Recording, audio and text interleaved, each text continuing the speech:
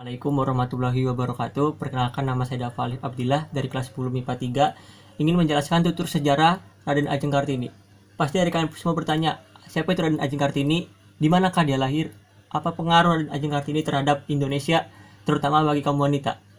Di sini saya akan menjelaskan video tutur sejarah Raden Ajeng Kartini dari lahir sampai perjuangan beliau terhadap wanita Indonesia. Next video, biografi singkat Kartini. Memiliki nama lengkap Raden Ajeng Kartini, perempuan asal Jepara, Jawa Timur ini lahir pada 21 April 1879. Kartini berasal dari kalangan bangsa Jawa yang merupakan putri dari Bupati Jepara bernama Raden Mas Adipati Aryo Sosroningrat dengan M.A. Ngasiroh. Kartini lahir di era penjajahan, di mana tidak adanya kesetaraan antara laki-laki dan perempuan. Pada masa itu, perempuan tidak boleh pergi ke sekolah ataupun bekerja. Banyak orang beranggapan bahwa tugas perempuan itu cukup tinggal di rumah dan melayani suami. Dari situlah mulai pemikiran Kartini terhadap berbagai masalah termasuk tradisi feodal yang menindas, pernikahan paksa, dan poligami bagi perempuan Jawa kelas atas, dan pentingnya pendidikan bagi anak perempuan. Pemikirannya itu ia tuliskan dalam beberapa surat dan dikirimkan kepada teman-teman Belandanya. Awal ketertarikan menyetarkan gender perempuan. Kartini juga memiliki kakak bernama Sosro Kartono yang merupakan nama orang pandai dalam bidang bahasa. Hingga usianya 12 tahun, Kartini diperbolehkan bersekolah di LS Europees Lager School, di mana Kartini belajar bahasa Belanda. Sosok Kartini juga digambarkan sebagai sosok perempuan yang memiliki kegemaran dalam belajar. Meski pernah didiskriminasi saat sekolah, Kartini tetap rajin membaca buku-buku yang ia miliki, mulai dari surat majalah hingga surat kabar yang menuliskan tentang pergerakan emansipasi perempuan di Eropa. Dari buku, surat kabar, dan majalah Eropa yang dibacanya, Kartini mulai tertarik dengan kemajuan berpikir para perempuan Eropa. Itulah yang membuat rasa keinginannya untuk mewujudkan perempuan pribumi memiliki kesetaraan gender dengan laki-laki. Mendirikan sekolah. Tak sampai di situ sejarah Raden Ajeng Kartini di usianya yang masih muda, ia menerima perjodohan yang orang tuanya lakukan. Ia dijodohkan dengan Bupati Rembang, Raden Adipati Djodiningrat. Sebelum menerima perjodohannya, Kartini meminta persyaratan. Kartini diperbolehkan mendirikan sebuah sekolah untuk para perempuan dalam menempuh pendidikan di sana. Tujuan Kartini membangun sekolah ini agar ia dapat mengajarkan kepada perempuan pribumi untuk mendapatkan pengetahuan, sehingga ia bisa mewujudkan cita-citanya, yaitu kesetaraan terhadap emansipasi perempuan. Meninggal dunia di usia 25 tahun. Setelah pernikahannya dengan Raden Adipati Djodiningrat, Kartini merasakan horizon pemikirannya semakin berkembang.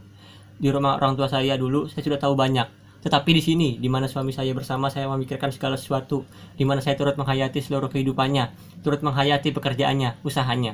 Maka saya jauh lebih banyak lagi menjadi tahu tentang hal-hal yang mula-mula tidak saya ketahui, bahkan tidak saya duga bahwa hal itu ada. Tulis Kartini kepada Nyonya Abendanon yang menjadi sahabat penanya. Surat kepada Nyonya Abendanon, Mandri, 10 Agustus 1904. Meski sudah menghasilkan beragam tulisan yang menceritakan isi hatinya dan pemikirannya terhadap kesetaraan gender, Kartini harus mengembuskan nafas terakhirnya di usia muda, yaitu pada usia 25 tahun. Kartini meninggal dunia setelah melahirkan anak laki-laki bernama Soe Salit Djodiningrat pada 13 September 1904. Setelah beberapa hari melahirkan, Kartini meninggal dan dimakamkan di Desa Bulu, Kecamatan Bulu, Rembang. Habis gelap terbitlah terang, kata-kata ini menjadi identik dengan sosok pahlawan nasional, yaitu Kartini. Bukan tanpa alasan kata-kata tersebut menjadi banyak pembicaraan. Ini merupakan salah satu buku tulisan Kartini mengenai emansipasi perempuan. Selama masa hidupnya, Kartini diketahui selalu berkomunikasi dengan sahabat penanya yang berada di Eropa melalui surat. Kartini pun bercerita tentang keinginannya seperti kaum perempuan Eropa dan terlepas dari penderitaan di masa itu. Sepeninggalan Kartini, J.H. Abendanon yang merupakan Menteri Kebudayaan, Agama, dan Kerajinan Hindia Belanda mengumpulkan seluruh surat dari Kartini dan membuatnya menjadi sebuah buku yang berjudul Door Duisternis tot Licht, yang artinya dari kegelapan menuju cahaya, pada tahun 1911.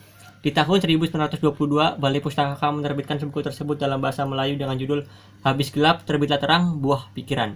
Kemudian tahun 1938 keluarlah Habis Gelap Terbitlah Terang versi Armijen Pen, yang merupakan sastrawan pujaga baru. Tulisan-tulisan Kartini sangat menarik perhatian masyarakat Belanda. Pemikiran Kartini pun mulai mengubah pandangan masyarakat Belanda terhadap perempuan pribumi di Jawa. Itulah yang memulai kesetaraan gender pada perempuan, sudah tak dianggap tabu lagi. Bagaimana dengan cerita sejarah Raden Ajeng Kartini? Menarik dan keren, bukan? Raden Ajeng Kartini salah satu wanita Indonesia yang ingin menyetarkan gender laki-laki dengan perempuan. Karena di antara laki-laki dan perempuan itu tidak adanya perbedaan antara satu dengan yang lainnya. Sekian presentasi dari saya, kurang lebihnya mohon maaf.